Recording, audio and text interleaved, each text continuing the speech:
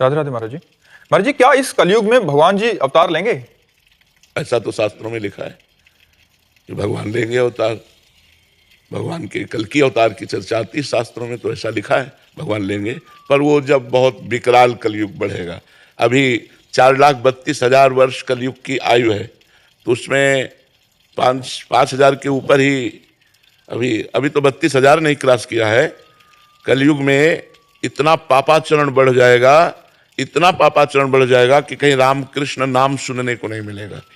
देखो धीरे धीरे उसका प्रभाव बढ़ रहा है। मतलब कलिकाल का प्रचंड स्वरूप जब आएगा तब तो हाय हाय मची जाएगी। अभी तो बच्चा है, 4,32,000 में अभी तो 5,000 वर्ष बीत रहे हैं। और अगर 32,000 क्रॉस करेगा तब कैसा होगा, जब लाख व 2 लाख क्रॉस करेगा।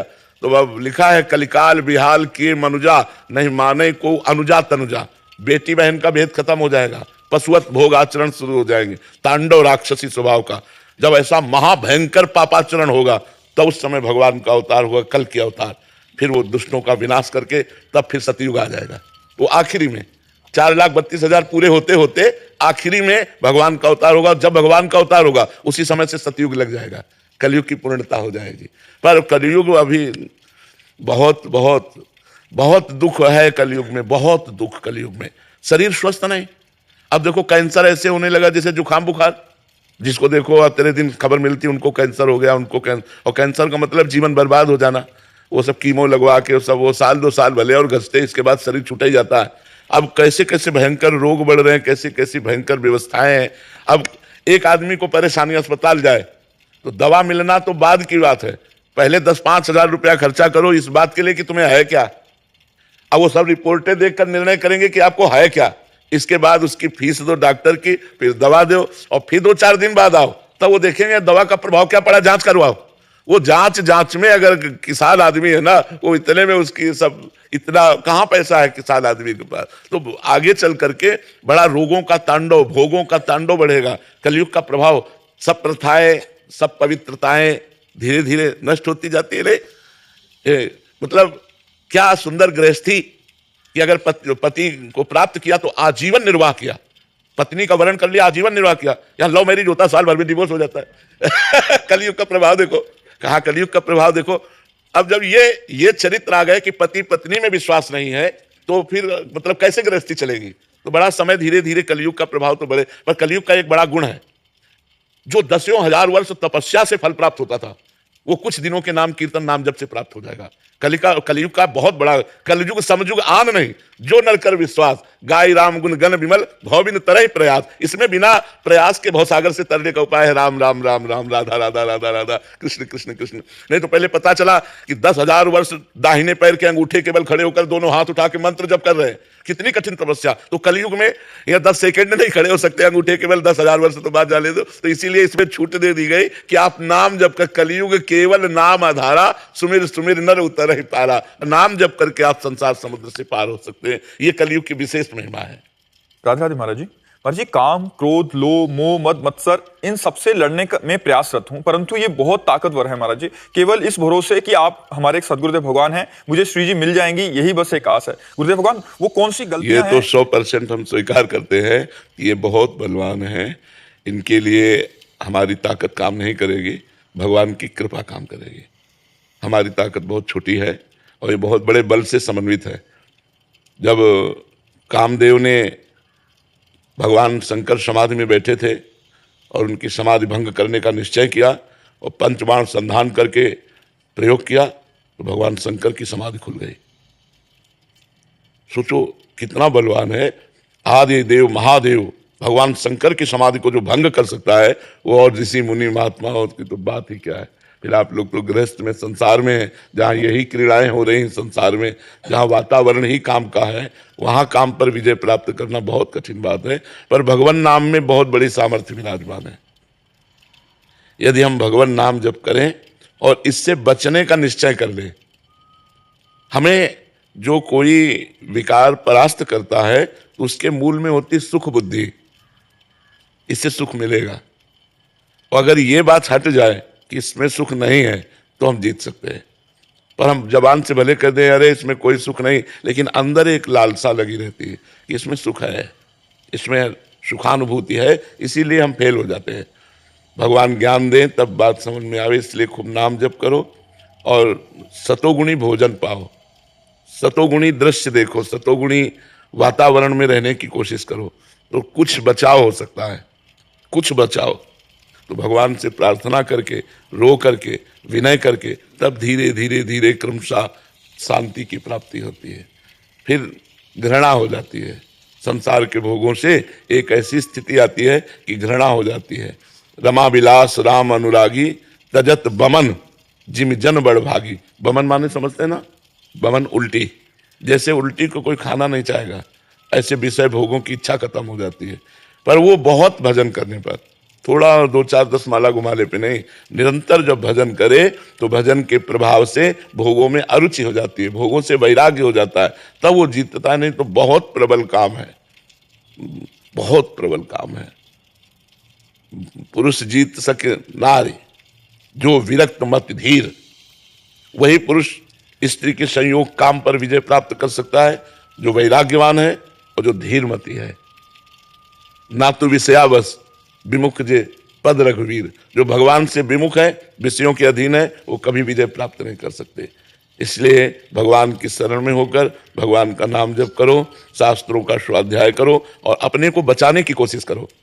हम लोग बचाते नहीं और आग में झोंक देते हैं अपने को।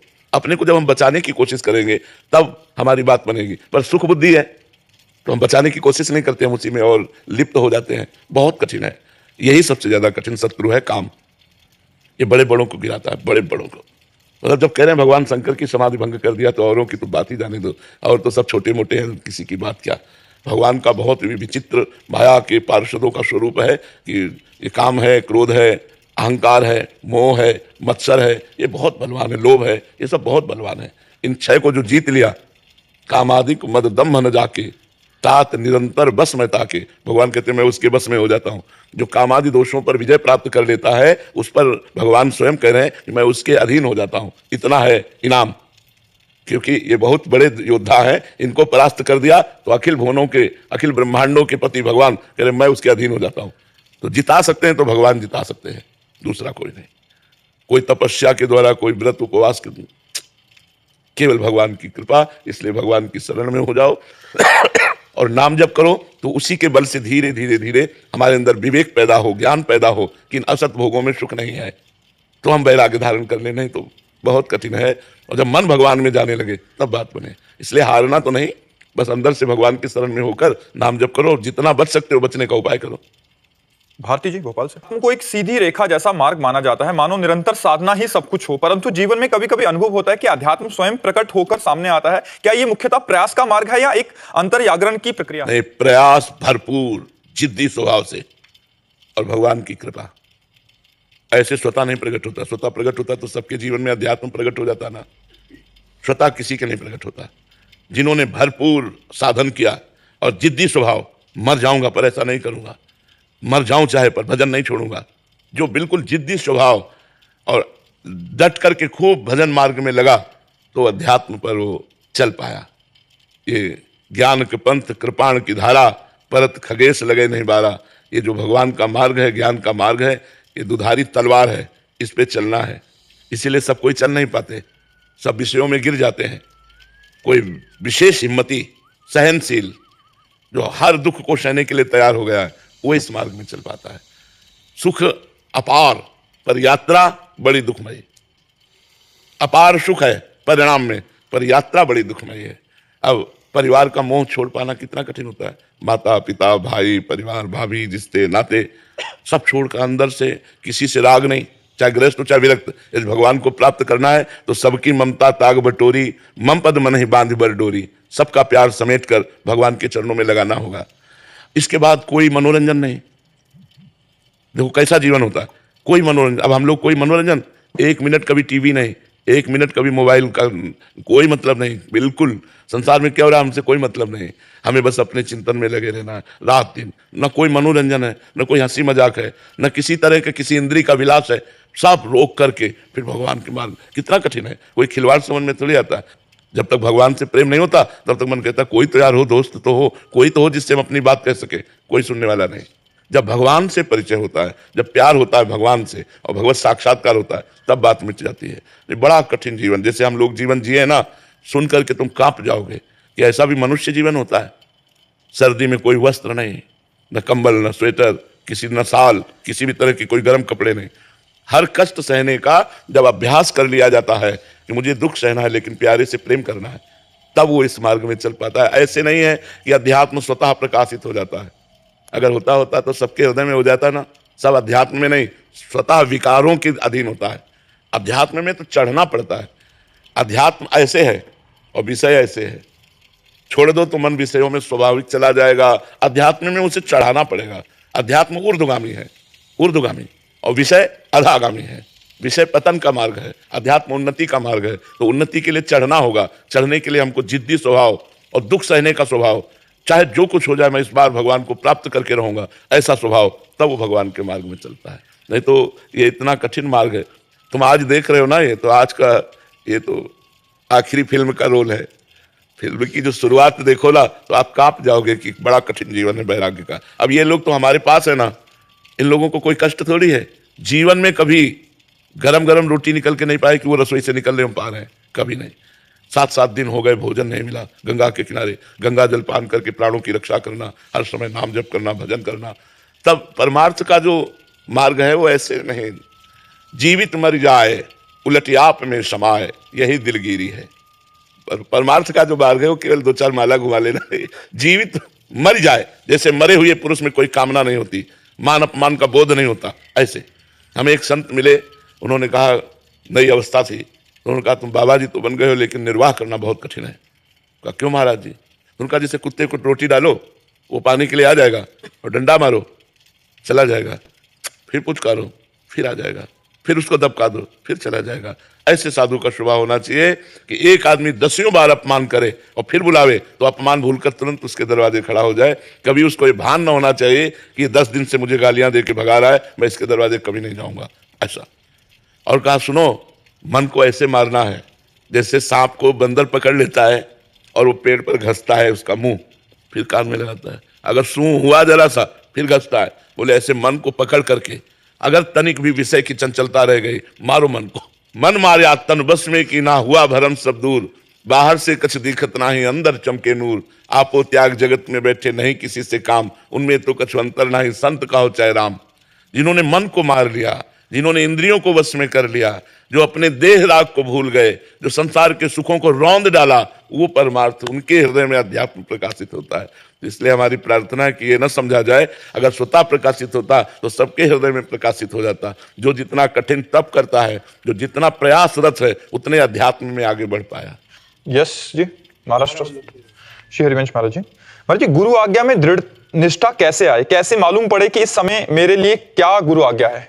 जब हमारा लक्ष्य दृढ़ हो जाता है भगवत प्राप्ति, तब हम गुरु आज्ञा का पालन करते हैं। जैसे हमें जाना है बांके बिहारी जी, हमें पता नहीं है, तो जो गाइड हमें मिलेगा हमको उसके इशारे पे चलना होगा, इधर से इधर। हम वहाँ ये नहीं बोल सकते कि ये रास्ता हम नहीं जाएंगे, नहीं, वो जो रास्ता बता रहा है उसी रास्ते पे चलते हैं। ये कब दृढ़ हुआ? जब बिहारी जी के दर्शन की लालसा हुई। तो जब हमें भगवत प्राप्ति की लालसा या मुमुक्षुता सत्संग के द्वारा जागृत होती है, तब हम गुरु का वरण करते हैं।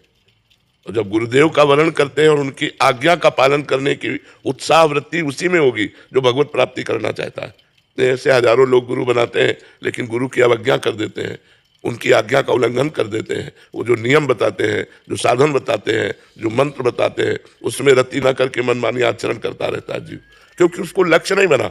लक्ष्य क्यों नहीं बना? भोगैश्वर्य प्रसक्ता नाम तया प्रहत चेतसाम व्यवसायत्मिका बुद्धि समाधो न विधीयते। जिसकी भोग और ऐश्वर्य में वृत्तियां फंसी हुई है, चित्त जिसका अपहृत हो गया ऐश्वर्य में, भोग में, वो कभी भगवत प्राप्ति का लक्ष्य नहीं कर सकता, वो परमात्मा प्राप्ति का लक्ष्य नहीं कर सकता। तो जो साधक सत्संग के द्वारा असत आचरणों का त्याग करके सत आचरण पे चलता है और गुरुदेव की आज्ञा का पालन करता है, वो भगवत प्राप्ति करता है। इसलिए भगवत प्राप्ति लक्ष्य वाला साधक अपने गुरुदेव की प्रत्येक आज्ञा का पालन करता है, और जब गुरुदेव की आज्ञा का पालन करता है तो उससे भगवत तत्व का अनुभव होने लगता है। जैसे जैसे अनुभव होता है वैसे वैसे गुरु चरणों में वो न्यौछावर होता चला जाता है। जैसे जैसे भगवत आनंद की अनुभूति होती है वैसे वैसे लगता है बलिहारी गुरुदेव बलिहारी, अगर आप कृपा ना करते तो मैं इस आनंद को कभी प्राप्त ही नहीं कर पाता। इसलिए गुरु चरणों में तन मन प्राण से न्यौछावर हो जाता है। समझ पा रहे हैं आप? तस्मात् शास्त्रम प्रमाणम ते कार्याकार्यो व्यवस्थित हो।